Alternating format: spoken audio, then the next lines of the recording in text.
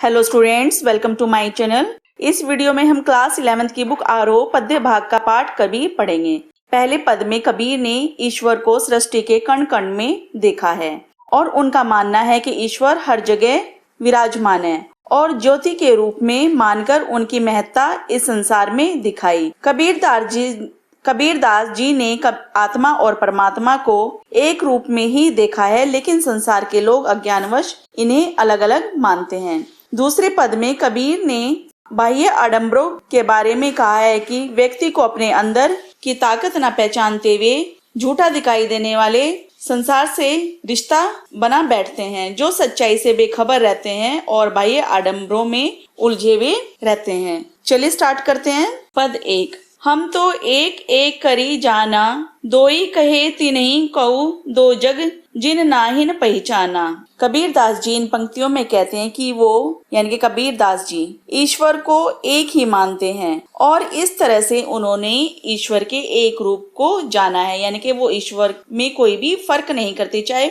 किसी भी धर्म का हो। जिन्होंने इस पूरे संसार की रचना की है वो इस संसार में हर जगह हर कण कण में समाये हुए हैं। जिन्हें ज्ञान नहीं है, यानी कि जो लोग अज्ञानी हैं, वो परमात्मा को और इस संसार को अलग अलग मानते हैं, उन्हें बिल्कुल भी पहचान नहीं है। एक ही पवन एक ही पानी एक ही ज्योति समाना। कबीरदास जी कहते हैं कि संसार में एक ही पवन यानी कि हवा, पानी यानी कि जल, एक ही परमात्मा का चारों तरफ प्रकाश फैला हुआ, यानी कि चारों तरफ उन्हीं की ज्योति फैली हुई है जो कि पूरे संसार पर छाई हुई है। एक ही खाक गड़े सब भाड़े एक ही कोहरा साना। इस पंक्ति में कबीर जी ने कुम्हार की तुलना ईश्वर से की है कि जिस तरह कुम्हार नए नए कई तरह के बर्तन बनाता है, यानी कि उसको कई तरह का आकार देता है, उसी तरह से ईश्वर भी हम सबको मिट्टी से गढ़ता है, यानी कि बनाता है, यानी कि किसी की शक्ल रूप रंग सब अलग अलग होते हैं। इसी तरह से ईश्वर भी हम सबको बनाता है। जैसे बाड़ी काष्ठ की काटे अग्नि ना काटे कोई। जैसे एक बढ़ई, बाड़ी यानी कि बढ़ई सिर्फ लकड़ी को ही काट सकता है, वह अग्नि यानी कि आग को काट नहीं सकता, जो कि लकड़ी में ही समाई हुई होती है। उसी तरह से आत्मा भी कभी नहीं मरती। सब घटी अंतरी तू ही व्यापक धरे रूप सोही। यानी कि हर घट घट में ईश्वर का रूप ही समाया हुआ है। जिस तरह से हमारे शरीर में आत्मा का वास है, शरीर मर जाता है लेकिन आत्मा नहीं मरती, उसका व्यापक रूप यानी कि आत्मा कभी नहीं मरती, उसका व्यापक रूप सारे उसमें होता है, वह अजर अमर है। इसी तरह से ईश्वर भी कभी उनका प्रकाश जो है कभी खत्म नहीं होता। माया देखी के जगत लुभाना काहे रे नर गरबाना। इस संसार की माया यानी कि संसार की माया को देखकर लोग खो जाते हैं, भ्रमित हो जाते हैं, भटक जाते हैं। माया लोगों को अपनी तरफ खींचती है और इंसान पल में खत्म होने वाली चीजों में फंसते चले जाते हैं, यानी कि इस संसार में जो भी है वो सब क्षण भंगुर है, पल में खत्म होने वाला है। और हमारे पास जो भी चीजें हैं वह इंसान उस पर घमंड करने लगता है जो कि पल में खत्म होने वाली है, लेकिन जो हमेशा साथ रहने वाली चीज है उससे अज्ञान रहता है। निर्भय भया कछु नाही व्यापे कहे कबीर दीवाना। कबीरदास जी कहते हैं कि लोगों को संसार की मोह माया से अलग होकर उस ईश्वर की भक्ति करनी चाहिए, यानी कि इस संसार की मोह माया में नहीं फंसना चाहिए। यहाँ से मुक्त होकर ईश्वर की भक्ति करनी चाहिए जो एक है। और जो ऐसा नहीं करते, यानी कि जो ऐसा नहीं मानते, ईश्वर को एक नहीं मानते हैं, उन्हें हमेशा डर रहता है, और जो एक मानते हैं उन्हें कोई डर नहीं रहता। पद 2। संतो देखत जग बोराना, साच कहो तो मारन धावे झूठ जग झूठे जग पतियाना। कबीरदास जी कहते हैं संसार के लोग पागल हो गए, यानी कि बोरा गए हैं, बोराना पागल हो गए हैं, जो सच को सुनकर एक दूसरे को मारने को दौड़ते हैं, यानी कि लड़ने झगड़ने लगते हैं कि अगर किसी के सच को उसके मुंह पर कह दो तो वो गुस्सा होने लगता है, और झूठी तारीफ कर दो तो उनसे खुश हो जाता है और भरोसा कर लेता है। इसलिए संसार के लोग जो हैं वो पागल हो गए हैं और सच सुनकर एक दूसरे से लड़ने झगड़ने लगते हैं। नेमी देखा धर्मी देखा प्रातः करे स्नाना, आतम मारी पखा नहीं पूजे उनमें कछु नहीं ज्ञाना। कबीर जी ने ऐसे साधु संतों को देखा है, उनका मानना है कि मैंने ऐसे साधु संतों को भी देखा है जो व्रत रखते हैं और नियमों का पालन करते हैं और अपनी आत्मा मन की आवाज को नहीं सुनते, पत्थरों को पूजते हैं और अपनी अंतरात्मा को मारकर उन्हें जरा सा भी यानी कि ऐसा महसूस नहीं होता कि उन्हें जरा सा भी ज्ञान ना हो, यानी कि वो एक बाहरी आडंबरों का दिखावा करते हैं, झूठे होते हैं और ऐसा वो सिर्फ एक भ्रम होता है उनका दिखावा करने का, लेकिन उन्हें जरा सा भी कोई ज्ञान नहीं है। बहुत तक देखा पीर औलिया पढ़े किताब कुराना के मुरीद तदबीर बतावे उनमें उहे जो ज्ञाना।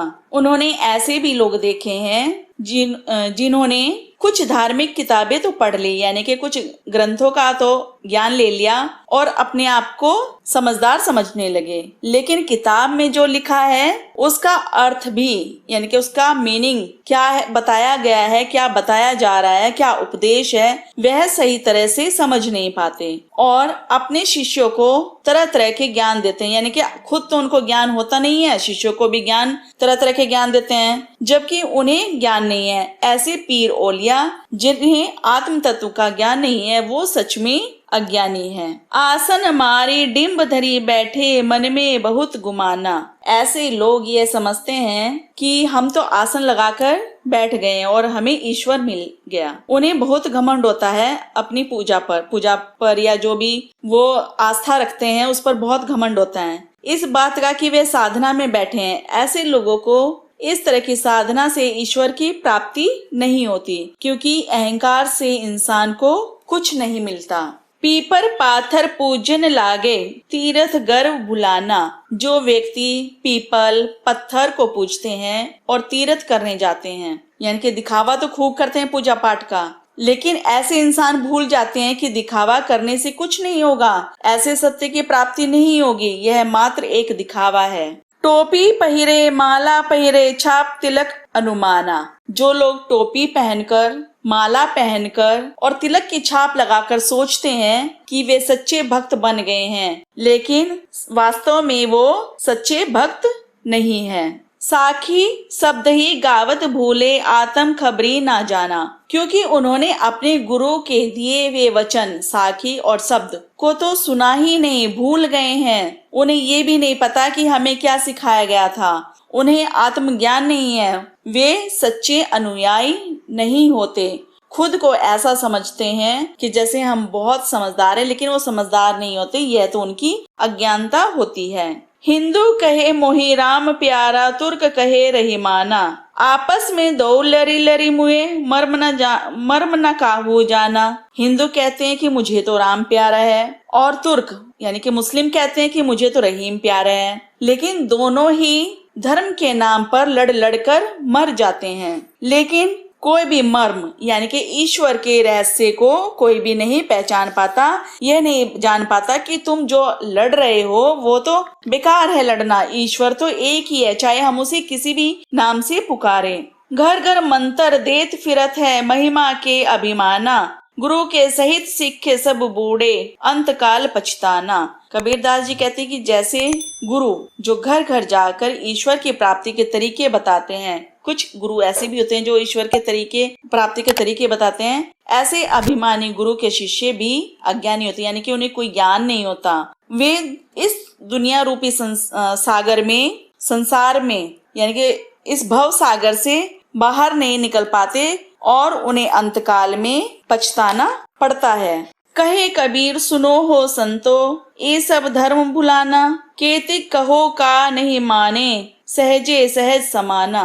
कबीरदास जी कहते हैं कि हे संतो, जो लोग दिखावा करते हैं उन्होंने ईश्वर के सत्य को भुला दिया है, यानी कि ईश्वर की प्राप्ति कैसे हो सकती है, उनका सत्य क्या है, वो लोग भूल चुके हैं। उन्हें मैं कहाँ तक समझाऊं, क्योंकि वो समझते नहीं है। अज्ञानता के कारण उनकी समझ में कुछ नहीं आएगा, जबकि ईश्वर को तो सहज भाव में समझा जा सकता है, सहज भाव से ही उन्हें प्राप्त किया जा सकता है। लेकिन ऐसे लोग बिल्कुल भी समझते नहीं है, वो तो समझते हैं कि दिखावा मात्र करने से ही ईश्वर की प्राप्ति हो गई है।